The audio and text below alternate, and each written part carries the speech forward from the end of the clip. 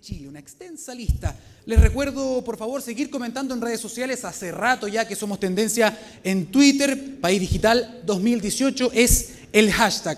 Así también recordarles que estamos conectados con Chile y el mundo a través de País Digital TV, en nuestra página paisdigital.org, también en el Facebook Live y conectados con emol.com y cnnchile.com. Bueno, para iniciar esta segunda parte, entonces, invito al escenario a Paulina Silva. Por favor, pase adelante. Un aplauso para ella, directora del Grupo de Propiedad Intelectual y Tecnologías de la Información de CARE, y además pertenece al Comité Ejecutivo de la Alianza de Ciberseguridad. Paulina, y con ese tema que está tan contingente, entonces, usted se hace cargo de este panel de entrevistas. Muchas gracias, Daniel, por la presentación. Buenos días. Gracias a la Fundación País Digital por el tremendo privilegio de estar acá conversando sobre ciberseguridad. La dinámica de este segmento es bien particular. Vamos a tener a 3 invitados a quienes vamos a entrevistar consecutivamente y por separado. El objetivo de este segmento es dejarlos con algo, al final dejarlos con alguna reflexión, con mayor conocimiento respecto de la profundidad de las muchas capas que tiene la ciberseguridad, con un mejor entendimiento del panorama general de la ciberseguridad en Chile, o incluso con muchas más preguntas de las que tienen ahora y más dudas. La generación de foros y la generación de discusión crítica siempre es muy bienvenida en estas materias que evolucionan tan rápidamente. Vamos a dar la bienvenida a nuestro primer invitado de hoy. Nuestro primer entrevistado es Carlos Landeros Carter. El señor Landeros es ingeniero civil electrónico de la Universidad Técnica Federico Santa María. Además, él es magíster en Derecho por la Universidad de Chile y actualmente es el director del programa de la Red de Conectividad del Estado del Ministerio del Interior y adicionalmente el presidente del Comité Interministerial de Ciberseguridad del Estado. Por lo tanto, un aplauso por favor para Carlos Landeros. Hola, Carlos.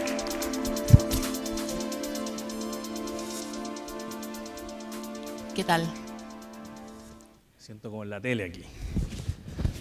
Perfecto.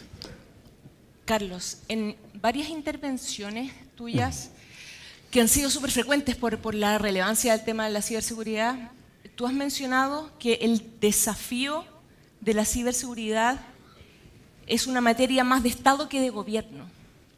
¿Nos puedes contar un poco más a qué te refieres con eso? Sí, claro.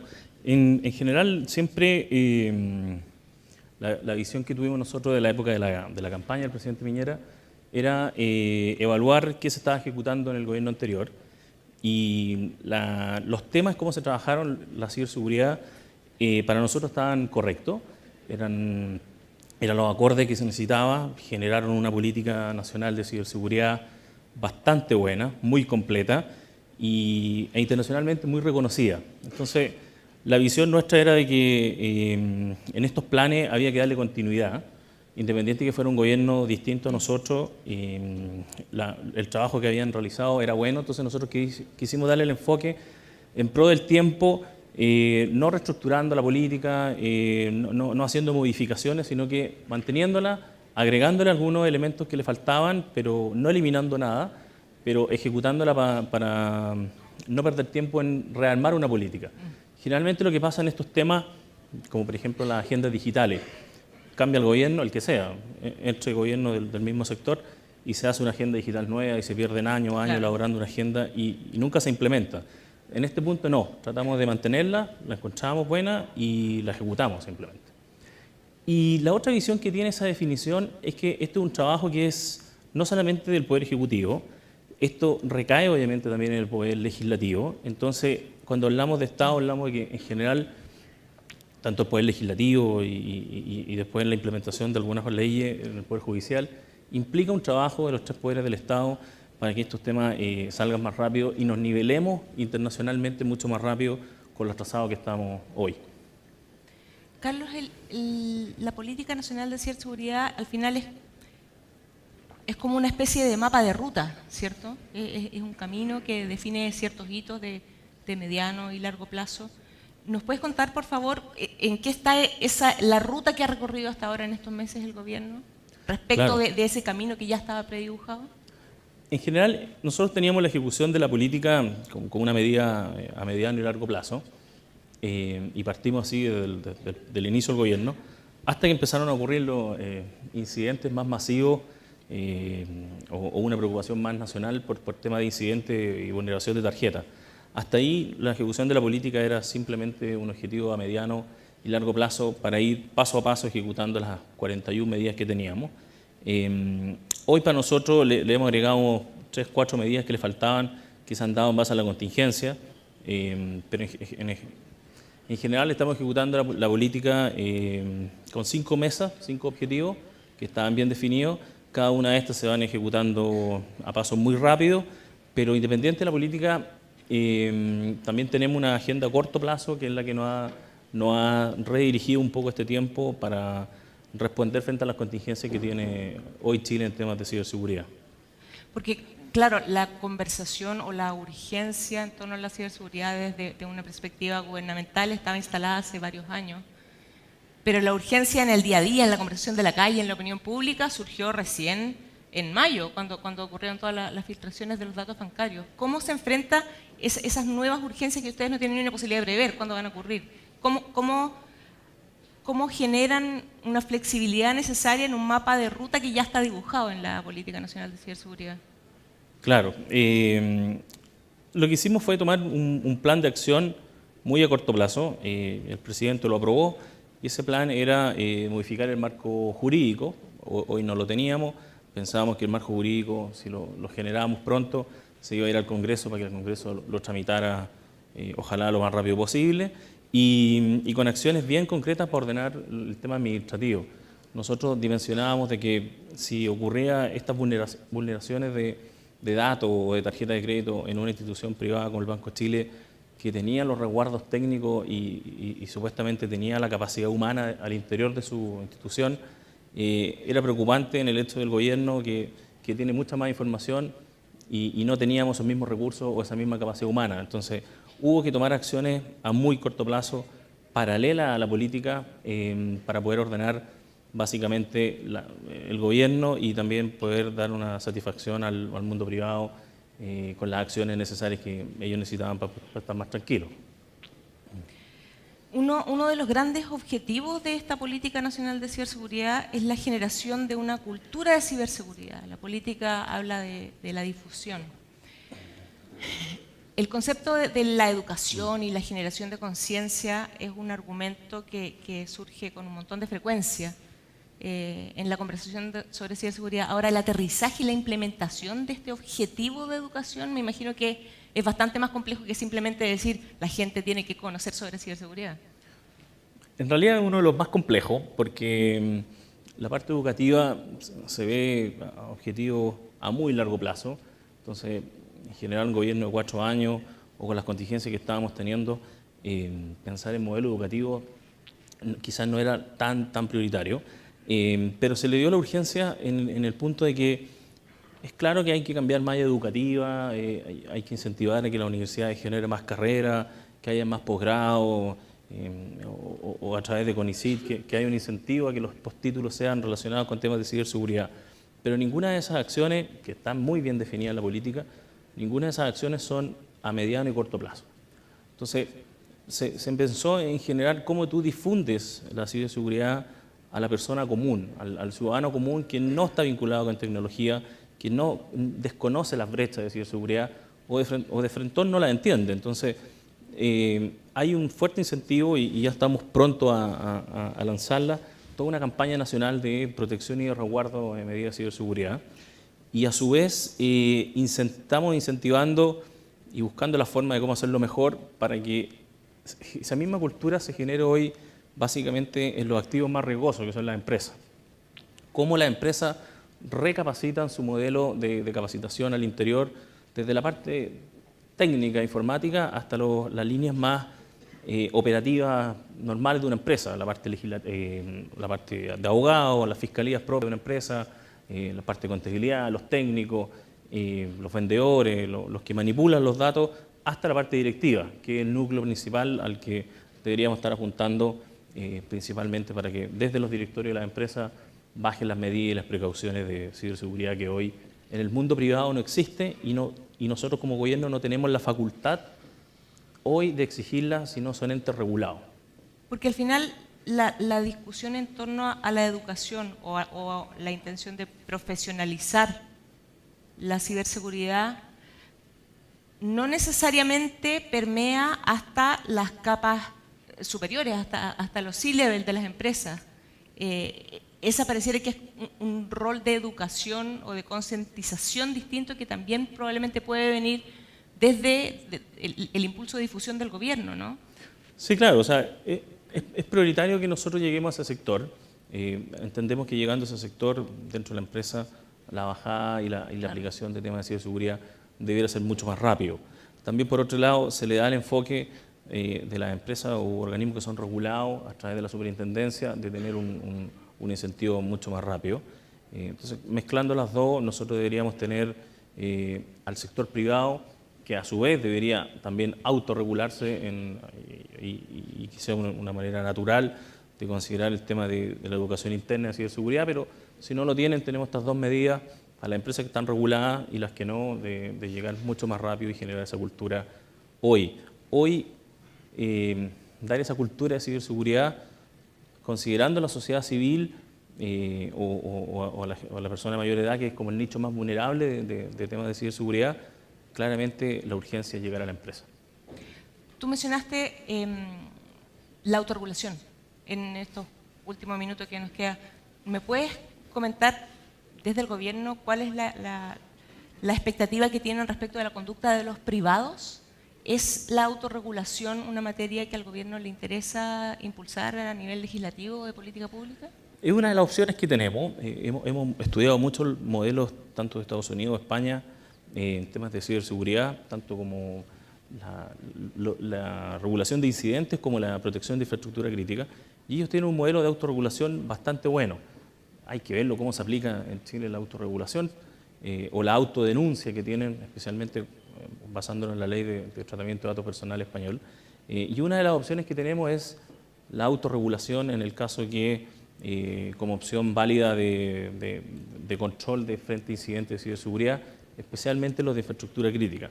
Pero una de las posibles opciones que estamos viendo en los marcos legislativos de la ley de infraestructura crítica que está trabajando el gobierno y en la ley marco de ciberseguridad que regula los incidentes de ciberseguridad a nivel nacional, especialmente en el sector privado que no está hoy regulado. ¿No puede no enfrentarse a este desafío desde una mirada más bien holística o de distintos lados? Claramente, esa es una de las opciones que estamos evaluando, efectivamente.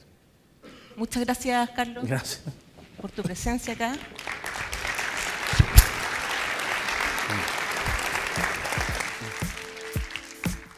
Nuestro siguiente invitado es Robert Givenschitz. Robert es director jurídico y de asuntos corporativos para Microsoft Latinoamérica, con sede en Fort Lauderdale, Florida. Él es responsable de los asuntos legales, corporativos, gubernamentales y de responsabilidad corporativa para América Latina y el Caribe. Robert lleva 14 años en Microsoft y antes de asumir sus actuales responsabilidades en América Latina tuvo similares responsabilidades como jefe del Departamento Legal y Corporativo para Microsoft Medio Oriente y África entre 2011 y 2015, con sede en Dubái. Robert es abogado de la Universidad Católica de Chile y tiene un magíster de Derecho de la Universidad de Columbia en Nueva York y además está admitido para ejercer en Nueva York. Les pido entonces un aplauso para dar la bienvenida a nuestro siguiente invitado. Hola, Robert. Gracias. ¿Qué tal?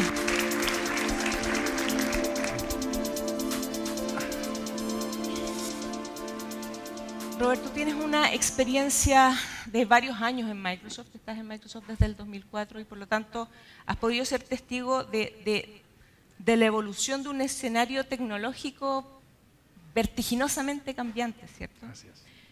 ¿Nos puedes contar, por favor, qué rol, en tu opinión, ha jugado la ciberseguridad en la evolución de la propuesta tecnológica de Microsoft? Bueno, primero que nada, gracias Paulina por la invitación. Quiero agradecerle también a País Digital, a Pelayo personalmente por invitarnos.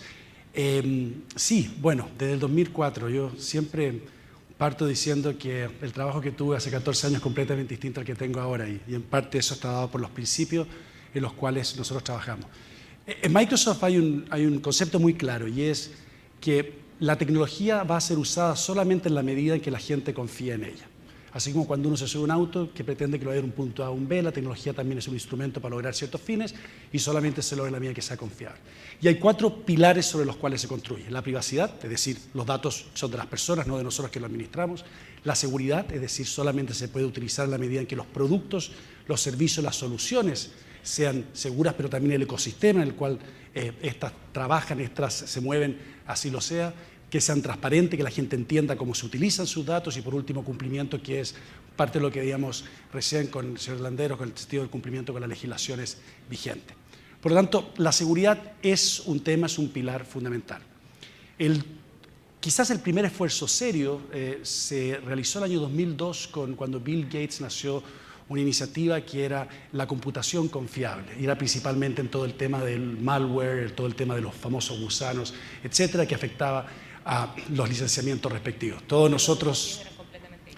Totalmente distinto. Y todos nosotros, de una forma u otra, habremos pasado algún mal rato con nuestra tecnología, de repente una pantalla que se quedó negra y otra que se quedó azul, etcétera. Pero la compañía entendió que la responsabilidad nuestra era mayor. Como somos quizás el sistema operativo más utilizado a nivel mundial, para nosotros el otorgar un ambiente seguro y productos seguros no es una opción, es una necesidad, es un imperativo, casi un imperativo ético y moral.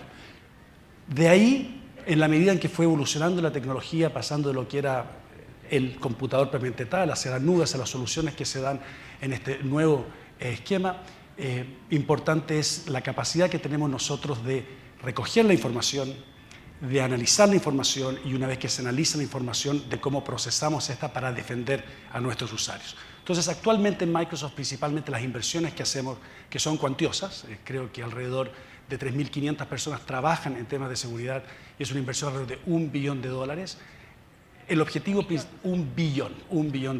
El objetivo fundamental es que nuestros productos, nuestra ingeniería sea segura y que también el ambiente en el cual esta ingeniería opera sea seguro. La ciberseguridad, por lo tanto, más que un producto, es algo así como una columna vertebral. Es como para nosotros es un pilar, esencial. es un principio fundamental y creemos que el éxito de cualquier compañía tecnológica va a depender en la medida en que pueda garantizar que sus productos sean confiables y por lo tanto seguros. Quiero hablarte ahora como abogado, entre abogados. Quizás se aburre la audiencia si hablamos como abogados. Uno de los niveles de discusión es la regulación. Cómo se enfrenta este monstruo de 1000 cabezas donde le cortas una y salen 2 más. Hay una gran cantidad de capas, hablando solamente de regulación, desde donde se puede enfrentar. Por tu experiencia con distintas jurisdicciones, ¿existe alguna, me imagino que no hay como un golden ticket, pero ¿existen ciertos principios que te parezcan sensatos de insertar en la regulación de ciberseguridad? Efectivamente, quizás, Paulina, quisiera empezar con un comentario previo que hemos escuchado hoy día. Yo creo que Chile en este minuto es un país que como sociedad nos estamos haciendo las preguntas correctas en materia de ciberseguridad y estamos tratando de buscar las respuestas correctas. Creo que hay un sentido de urgencia que es importante porque es un tema urgente. Se habló de una política de Estado versus una política de gobierno. Creo que es importante que esa discusión exista y en esa discusión tanto los privados como el Estado, como el gobierno, como las asociaciones, etcétera, puedan dar su opinión. Sería un poco presuntuoso de mi parte poder compartir y decir quizás esta es una regulación más elevada que otra, o es una regulación más completa, es una regulación más perfeccionada que otra, perfeccionista que otra, porque a la larga también las regulaciones obedecen realidades particulares y obedecen realmente necesidades particulares y cada país podrá encontrar la respuesta que sea indicada para ese país. Pero sin perjuicio de ello, creemos que al menos un cierto tipo de principios tienen que ser discutidos. Cuando nos preguntamos cuál es la mejor regulación posible, entendiendo que toda regulación per se va a tener va a tener que ser perfeccionada en el futuro en la medida en que vaya solucionando distintos eventos. Creemos en primero que tiene que ser el objeto de la regulación más que en el proceso es en buscar un resultado. La regulación siempre es tan rápido el avance de la tecnología que la regulación siempre va a tender a quedarse algo atrás. Por lo tanto, si nosotros somos capaces de definir qué es lo que queremos lograr con la regulación, más de cómo queremos lograrlo, estamos dando un paso en la dirección correcta. De todas formas, digas con una regulación obsoleta. Si no nace con una regulación obsoleta. Es curioso, pero en la gran cantidad de los países, en la gran mayoría de los países del mundo, se regula problemas y conductas delictuales actuales con legislaciones de hace 20 años. Actualmente uno puede cometer o uno puede usar un teléfono para cometer una serie, un sinnúmero de funciones que hace 20 años en el computador más grande, en la compañía más grande podía efectuarlo. Bueno, la legislación que regula cómo se utiliza ese teléfono es la legislación que se pensó para la máquina que existía hace 20 años. Entonces, por lo mismo creo que es importante cuando uno piensa en la regulación, cuál es el riesgo que uno quiere realmente cubrir. Hay muchos riesgos y no se pueden cubrir todos. Es importante dar un nivel de prioridad para entender qué es como país lo que realmente se quiere lograr. Es importante que haya una colaboración público-privada. Acabamos de ver en todo el tema de la autorregulación que es una discusión distinta, muy interesante, que también se va dando en distintos países, pero tiene que existir una colaboración entre lo público y lo privado, porque generalmente las compañías que de una u otra manera ofrecen estos servicios, ofrecen estos productos, ofrecen estas soluciones, son aquellas que ofrecen también la tecnología que la conlleva. Creo que hay una discusión extremadamente interesante y extremadamente relevante sobre cómo proteger los derechos civiles, las garantías civiles. No necesariamente la seguridad excluye la privacidad o la privacidad excluye la seguridad. Que tradicionalmente se han visto como antagonistas. Tradicionalmente se han visto porque generalmente se va a los ejemplos más extremos, en los cuales uno puede llegar a ver estos casos icónicos, en de que de alguna u otra manera es muy fácil conceptualizar lo bueno de lo malo en términos muy simples. La realidad es más compleja. Y por último, yo creo que toda regulación tiene que tener una tendencia a ser global. Global en el sentido que estos son problemas que no solamente se crean en Chile y van a ser solucionados en Chile. Son problemas que muchas veces se crean en el exterior, que se cometen en otro país y cuyos efectos están en Chile y que muchas veces ni siquiera implican a chilenos. Existe toda una concepción y varios casos al respecto sobre lo que es la nueva manera en la cual los estados o algunos estados están de una u otra forma utilizando instrumentos cibernéticos para producir ataques o disrupciones masivas. Uno de los casos más famosos quizás es el caso que le ocurrió a Sony hace un par de años cuando Sony tuvo la osadía, casi la ironía, de sacar una película humorística sobre el dictador norcoreano, que no fue muy de su gusto, obviamente. La película principalmente lo que trataba era de matarlo. Y bueno, resultado, a las 2 semanas Sony fue atacada cibernéticamente, sus archivos fueron revelados públicamente, en gran parte porque Sony protegió su tecnología mediante archivos no muy seguros. Las passwords estaban en un archivo que se llamaba password, es decir, habían ciertas facilidades que se fueron aprendiendo, pero fue una gran enseñanza para todos nosotros. Y creo que, y con eso termino, Paulina, creo que es importante también la responsabilidad que nosotros como empresas, el mundo civil, el mundo corporativo tiene de ir compartiendo las enseñanzas de todo lo que ya vamos sabiendo, de alguna manera. Asumiendo un rol más protagónico también y no esperar que el gobierno te ponga necesariamente la pauta de cómo te vas a ir comportando respecto al resto de la sociedad. Así es. En la actualidad existe, y invito a todas las empresas de tecnología que están aquí presentes, si es que es de su interés, pero Microsoft conjuntamente con 30 empresas líderes a nivel mundial está promoviendo lo que se llama el Acuerdo Tecnológico, el Tech Accord, que principalmente es un acuerdo en el cual las principales compañías tecnológicas, entre ellas Facebook, entre ellas SAP, entre ellas Cisco, Oracle, Microsoft, Telefónica, que estuvo hoy día, en la cual se comprometen principalmente a proteger al usuario, se comprometen a entregar y a compartir todas las informaciones sobre las vulnerabilidades, no tanto de los sistemas nuestros, sino que los sistemas de la industria, para que los gobiernos, los privados, los particulares, los developers, los desarrolladores de tecnología puedan ir perfeccionando sus productos y, en tercer lugar, tener un diálogo con los gobiernos para que también los gobiernos puedan aplicar estas enseñanzas en su regulación o en sus leyes o en la manera en que los tienen más conveniente. El Tech Accord es un súper buen ejemplo de iniciativa desde privados para privados. Bueno, tú tienes acá uno bueno también en Chile, que es la Alianza contra la Ciberseguridad. Correcto. De la que entiendo, ¿cómo se llama? Las compañías líderes son miembros, conjuntamente con AmCham y con País Digital. Y esa es una buena manera de crear este diálogo. Este no es un tema que debería asustar a la gente, es un tema que debería preocupar a la gente. Y para terminar, el 90% de los ataques cibernéticos empieza generalmente con un dedo que se pone en una tecla incorrecta. Y ese es el dedo el cual abre y permite que un intruso se meta en nuestro sistema. Si uno pudiese educar, uno pudiese entender la magnitud que eso tiene y pudiese detectar, la verdad que estaríamos conversando, estaríamos hablando quizás de otros temas hoy. Robert, muchísimas gracias. Gracias a ti por la tu invitación. conversación. Adiós.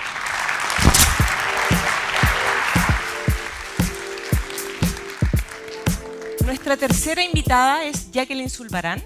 Jacqueline es manager de ciberseguridad para pequeñas y medianas empresas de Fortinet, donde lidera además el desarrollo de estrategias y core market para ese segmento.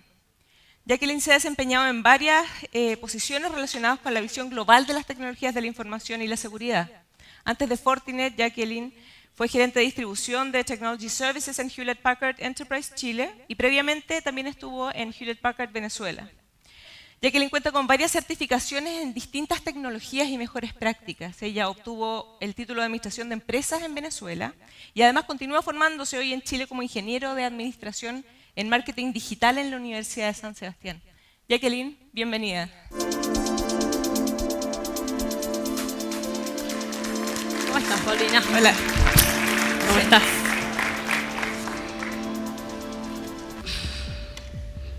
Bienvenida, Jacqueline. Gracias, Paulina. Jacqueline, tú eres gerente de ciberseguridad en el segmento de pequeñas y medianas empresas de Fortinet.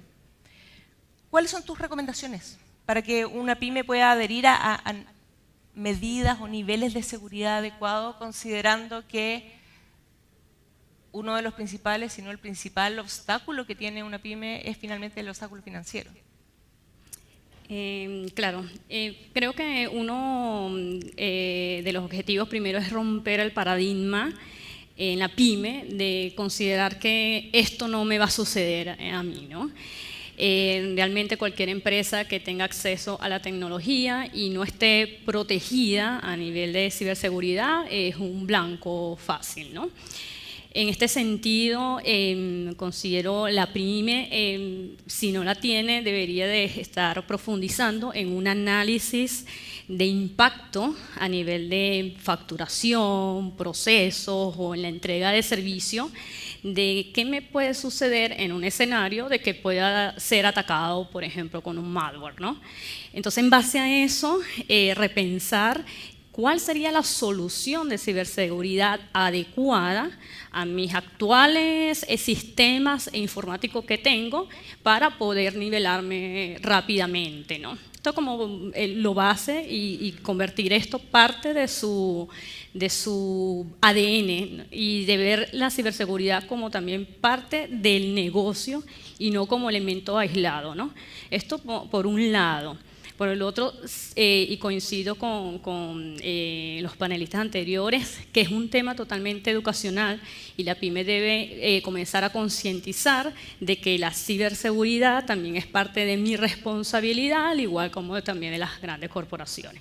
Entonces, eso sería parte de las recomendaciones. Ahora, en base a lo que indica sobre el costo, ciertamente allí también hay un tema que no es menor. Y en este caso uno lo que recomienda es, por ejemplo, a las empresas que entregan soluciones y servicios de comunicaciones e integradores, es que si no tienen, construyan ofertas y soluciones que vayan basadas en data center, datos e internet, integren también la parte de seguridad como parte de esa oferta de una vez. Y que estas, por supuesto, tengan un costo accesible a la pyme, porque hoy en día esta tecnología quizás puede ser una limitante para que ellas puedan acceder. En tu experiencia con las pymes, además del obstáculo costo, me imagino que de la misma forma que el ciudadano de a pie no conoce el detalle del producto inicial, ¿cómo le cuentas a una empresa de menor tamaño o incluso a una persona qué son estos productos de ciberseguridad? Todos hablamos de la firewall asumiendo que es un conocimiento transversal en circunstancias que en realidad no sabemos cómo funciona una firewall. ¿Cómo le explicas a una empresa para que entienda en términos, te lo pregunto desde la ignorancia, en términos legos, en qué consisten en realidad estos productos de ciberseguridad? Sí, claro. Mira, realmente hay soluciones de ciberseguridad en el mercado y esto básicamente, ¿qué hace? O sea, ¿cuál es el objetivo? El objetivo es proteger los datos, las aplicaciones y la operación de una empresa. Entonces, ahí vas a conseguir una amplia soluciones de gamas de productos que están enfocados a proteger y defender tanto las redes como las aplicaciones de los usuarios, servidores. En este sentido, por ejemplo, puedes conseguir firewall, puedes conseguir productos o soluciones de sandbox, soluciones a nivel de monitoreo, anti-spam. Hay gran variedad. Entonces, en ese sentido, es como validar qué me hace a mí sentido a nivel de tecnología, integrar y poder tener más sistemas automatizados para yo poder defender lo que tengo, pero de forma más rápida y más ágil. La tecnología debe ser combatida con tecnología, definitivamente, ¿no? Entonces, no sé, quizás poniendo un ejemplo para que las personas que quieran tener conocimiento de lo más básico hasta lo más amplio, pongamos un ejemplo, tú quieras realizar una gran fiesta en tu casa y una fiesta con numerosas personas y acá están todos invitados y tienes toda tu logística armada, sin embargo tú de cierta manera tienes que controlar y saber quién va a ingresar a tu casa. Entonces, lo primero que tú puedes hacer es colocar un guardia de seguridad en la entrada que te va a hacer el primer filtro de quién va a entrar. Entonces, tú allí puedes empezar a colocar los parámetros básicos, un ejemplo, que la persona que vaya a ingresar al menos esté en la lista de confirmados, que el que ingrese no posea algún tipo de armamento, que no ingrese con licor y que también no se tenga un código de vestimenta mínimo que venga con una corbata, por decir algo. Entonces ya tú allí estás colocando un parámetro de seguridad de entrada y esto quizás lo puedes hacer una homologación de un firewall en tu empresa, ¿no? Entonces después adentro puedes tú ya tener quizás soluciones más especializadas, por ejemplo te das cuenta que dentro de tu fiesta te colocaron un bolso o un artículo sospechoso y que de repente tú puedas tener el miedo de que haya algo que pueda ocasionar algún tipo de daños dentro de la fiesta y te pare la fiesta por un momento o ocasione daños internos. Entonces allí puedes tener una solución de seguridad que aísle ese objeto, que se valide que hay adentro, que tú puedas tener la oportunidad de que si es un explosivo lo alejes del lugar donde te pueda hacer daño. Entonces eso lo puedes asimilar a una solución de sandbox, por ejemplo. Adicionalmente, imagínate que puedes tener personas monitoreando constantemente qué está sucediendo en la fiesta, si hay algo sospechoso, si hay de repente grupos que se están uniendo, haciendo cosas que a ti te pueda poner en alerta. Entonces eso lo podemos homologar como un sistema de monitoreo, ¿no? Y así sucesivamente tú puedes ir integrando inteligencia en cada una de tus acciones dentro de tu fiesta y el objetivo es que sea exitosa y que realmente no suceda alguna eventualidad que te limite a tú tener una actividad en la fiesta por completo, ¿no? Entonces, en base a eso ya puedes comenzar a tener soluciones más a nivel de inteligencia artificial de que puedes tú tener información adicional para darle más soluciones de seguridad a las próximas fiestas. Entonces ya ahí tú vas definiendo otros tipos de parámetros. Clarísimo.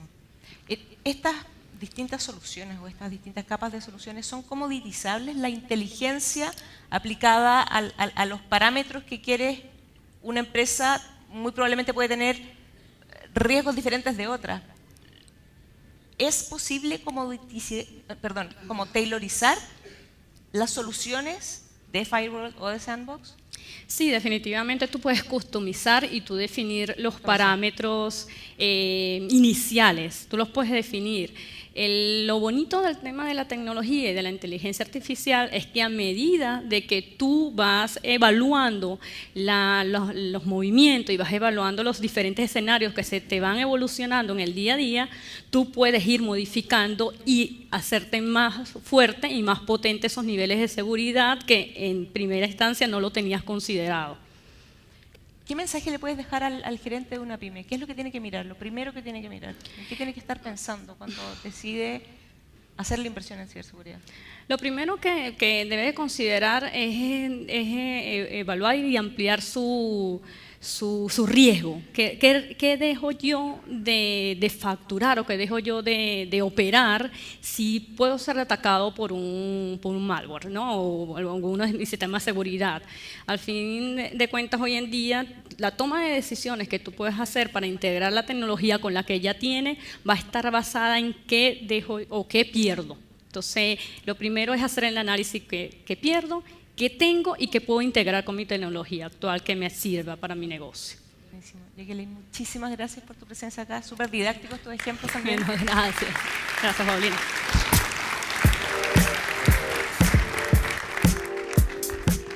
Con esto damos por terminado el panel de ciberseguridad esta mañana. Gracias.